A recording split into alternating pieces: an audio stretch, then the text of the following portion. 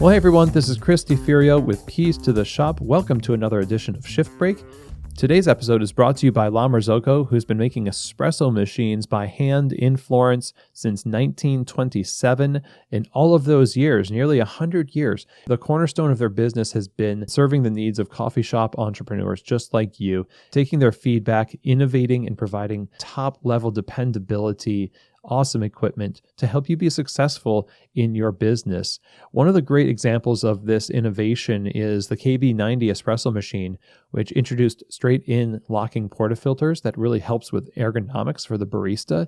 The scales in the drip tray allow for accuracy and extraction, and the auto flush feature, which keeps your group heads clean, is so awesome. This is just one example of an entire range of espresso machines that have been created for your various needs in your different shops. And La Marzocco is available to help you make the right decision about the equipment for your store. Just email them, info@lamarzoccoUSA.com, and one of their salespeople will help fit you with the right equipment for your cafe. Again, check them out over at lamarzoccoUSA.com. Today's episode is also brought to you by Espressly. The folks over at Espressly are creating custom branded mobile apps for your coffee shop business, helping you connect with your customers in the way that you're used to connecting with them, with the culture, with the flair that they've come to love, and offering them a convenience option for ordering at the same time. Espressly is a no-risk model. There's no setup or development fees. You get a drive-through payment scanner, receipt and label printing capabilities. All the data is stored in the app, and it integrates with some of the world's best payment processing systems, including Square. So this is something that I think you should really look into if you've at all thought about mobile apps and mobile ordering. To find out more information and have them get started on your app today, go visit them over at espressly.co. That's espressly.co. Okay, everybody. Well, today I wanted to take some time to talk about management and one of the aspects of being able to set your managers up for success. The way that I look at this is with one word: flexibility. There's a lot that's going to change, especially when you just put a manager in place, when you first install a manager. There's a lot that's going to change over the year. The person will grow into the role, and you will grow into your role. Your role now is somebody who is supposed to be supporting the success of the manager. And then the manager's role is to support the success of the cafe, the team, customers. So you get that both people in this situation, the owner and the manager, have a new reality that they are operating in. And when you put into that mix of new, a sense of rigidity and control, and I'm not saying that there isn't standards, but there is a difference between having standards and having accountability and being controlling. That rigidity there does not allow you or the manager to flourish, to grow. So let's first talk about you. If you are somebody who has always been the manager, the operator, the owner, and the buyer of milk at the grocery store and everything else, putting a manager in place is a scary prospect because you've always controlled everything, and a lack of control immediately signals danger. Hopefully you've verified that this person you're putting into this position is a very good person. They have the values of the company. They have proven track record of leadership. There's lots that we've talked about in terms of values and also, management in the past episodes. We'll link in the show notes that'll help you in this process of hiring. But let's just assume that this person is great for the position. Then we can take that and say we should trust them. But it goes beyond just the person being good for the position. You have to be good with not being in that position, with switching the way that you view your role. When we talk about having a job description for yourself as an owner, really the reason why that's important is because you need to know how to appropriately leverage your time and energy. And as you pull away from the business in that in this sense, what you're doing is you're having to be more autonomous as an owner, there's a lot of inputs that come at you every day in the operations, things that demand your attention, fires that are going to need to be put out. And it's easy to develop a sense of purpose around the reactive work of putting out those fires. When you delegate authority, what happens is you pull yourself away from them a little bit, those fires and those daily operations. What you might find is that those muscles that help you organize your time and prioritize what you work on are atrophied a little bit, because in the mix of the work, you were just responding to what the needs of the business were.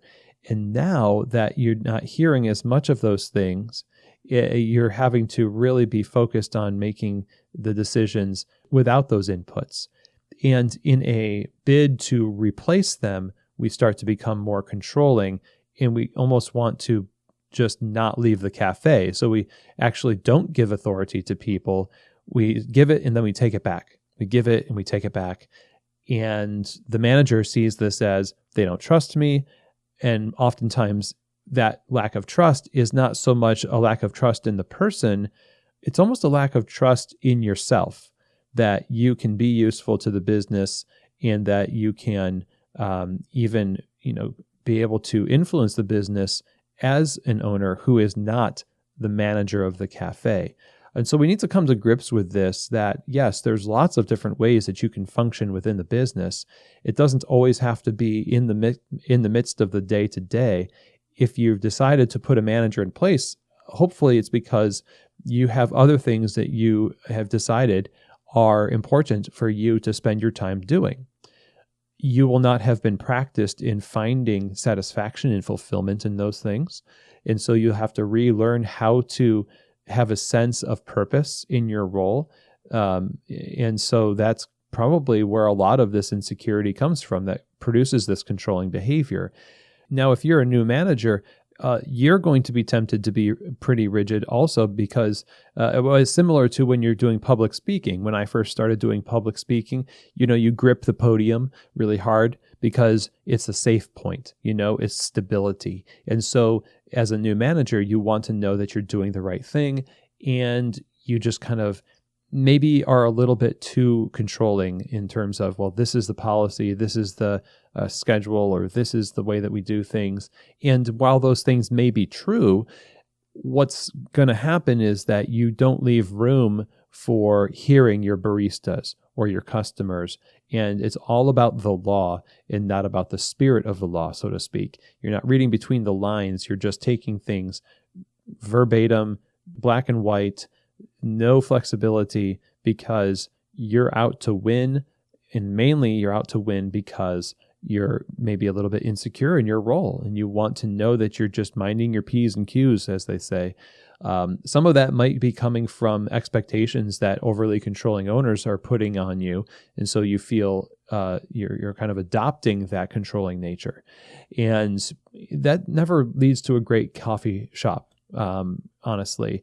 Again, there's a difference between having standards and providing accountability and being rigid and controlling, because we're dealing with people here. There's ups and downs. And if you can't see those things in yourself, then you won't allow for those things in other people. As we've said before in the show, if you have a perfectionistic tendency towards yourself, you'll have the same thing towards other people. So you have to, as individuals, adopt a certain level of self-awareness that says, I have to be flexible with myself in my new position. I as the owner, I as the manager, I have to be open to the kind of settling in phase that's in store for me right now. And if you come to it with this mindset about your own work now, then you'll be less likely to be rigid and controlling and more likely to be flexible and successful in this role, because it's going to change over time. You need time to get used to it. The shop, especially if you've not had a manager before, is going to dictate what that role of manager looks like day by day. No matter how well you've put together a job description for yourself or for your manager, the life of the business is going to inform the position itself. And you have to be open to receiving that kind of day in, day out feedback. So that's what I wanted to address today. There's a certain sense of flexibility that needs to be baked in to management and the way that we handle ourselves in delegation of management that makes this successful. And if we don't have that, then we're setting not just the manager up for failure, but also ourselves, our customers, the team that the manager is supposed to be leading. We have to lead with a generous view towards others, ourselves, and with a curiosity towards the kind of things that we're going to learn that the business needs from us and from the manager in the process. So I hope that you found this helpful. Thank you so much for joining me, and I will see you here next week on another edition of Shift Break, from keys to the shop.